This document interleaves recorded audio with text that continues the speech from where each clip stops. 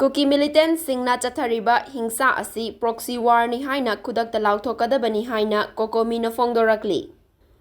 India lengakna insinduna Proxy war chatharakpadagi Kuki militantsingna ngasi fauba maitai furupta attack tauba leptribani. Masi Manipurgi sadaran miyam amasung Indian citizensingna punna khangminasi amasung India lengakki marau leiba thawonggi mayokta apunba kholau lauminasi haina Coordinating Committee on Manipur Integrity Cocomi na fongdorakli. Committee asigi media coordinator Yumkhaibam Surjit Kumar Khumana khutyek piduna thadorakpa cherol amana hai hauzik Manipurda Chin Kukizo militantsingna lepa leitana akanba attack chathaduna paksana Hingsagi thawongsing changsin lakliba asi yenglaga leiriba amadi crisis asi Manipurgi mapanda actorsingna insinlaga chatharakpa proxy war amani aduga state lengakna thawong asi khangna thausadana leithokli haiba asisu khangminasi hairi. India Myanmar border checks in thamnaba apun mawarep lauminasi loinana state asida leiriba Khulai Paiba Kukizo militant singi infrastructure khudingmak akaknaba matam amagi manungda manghannaba apun mawarep lauminasi loinana lengakna su thabak oina paikhatkadabani hairi. Central Security Force amadi Kuki Khulai Paiba group singa lautunaraga maitai furupki micham miyam muthatnaba hotnaribani haina maikai kayadagi fongdoknarakliba asigi matangda transparent oiba investigation Chatthariba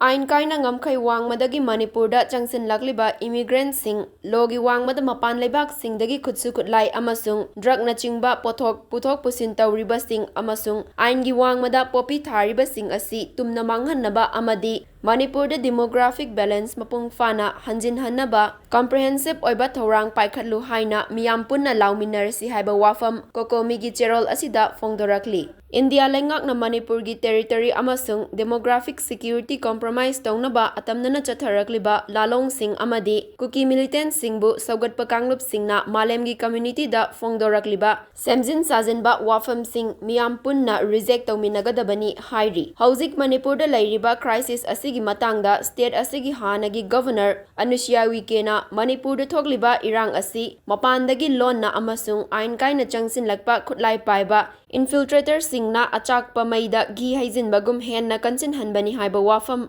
mamang chahi ing 2016 gi July 15 da The Hindu Pauchi da report taukrabani hairi. Manipurgi conflict asi maru oina mapan laibak singi khut yawi masina maram oiraga center lengakna irang laksinaba hotnarabasu mihat mipun asi lephanba ngamdabani. Manipur miyamna Prime Minister mafam asida lakpa pamli adubu ngasi fauba Prime Minister na khangsinadana leithokli haina chatliba chahi asigi November 18 da The Hindu print ki akhanaba unakiba amada Hanagi Manipurgi Governor Oirambi asina fongdokpasu leikrabani hairi. Masigi sumathakta Hanagi Manipurgi Chief Justice Siddharth Nidrulna chatliba tha asigi amada The Hindu Pauchi da fongdorakiba amada Manipurgi violence asi Myanmar fauduna Manipurda changlakpa drug amadi Khulai lona karbar tauba infiltrator singna makha sangthahanbani. Haukiba chahi lisang sitna asigumba infiltrator sing asina maram oiraga Manipurda demographic change ama thokhalle haikibani. Matawasumna India lenga kisaknairaba leader amasung senior official singna mayek sengna fongdokna khraba wafam sing asi khangna center lengakna proxy war chathabagi thawong asina Manipurgi irang loishinba ngamhandabani ain kaina changsilakpa mitop sing thingnaba ningthina thabak paikhataba border management gi thabak thoram singda matik chadaba kayagi matangda senior official singna kayarak fongdok lambasu leikrabani hairi. NIA na handak chathakiba investigation singda KNA, KNF, UKNN na chingba Kuki militant group singna Hingsagi irang asida lauriba thaudang singi matangda sabak phakrabani hainasu